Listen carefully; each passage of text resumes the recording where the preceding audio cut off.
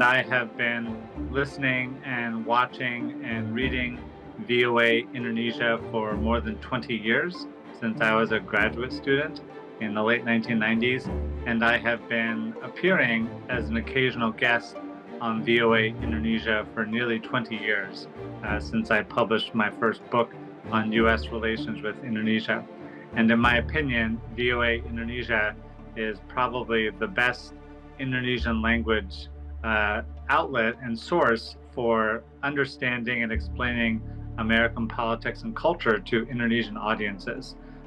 The staff who have been living and working in Washington, D.C. for many years now do a really terrific job in explaining American politics to Indonesian audiences. And American politics can sometimes, I think, be confusing for people who don't live here.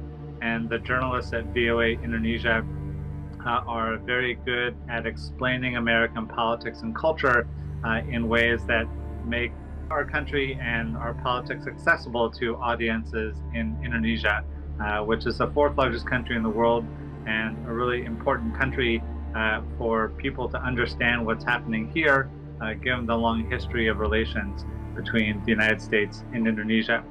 And in my opinion, there's really no other news outlet that does this for Indonesian audiences, providing regular reporting in Indonesian of U.S. politics and culture. And I don't think that there's really any substitute for the terrific journalism that VOA staff, VOA Indonesia staff, put out on a regular basis. And I think that now more than ever, it's vital that we maintain these ties and that we continue to broadcast news about the United States and its politics and culture to as wide an audience as possible. And VOA Indonesia is a really crucial piece of that journalistic puzzle.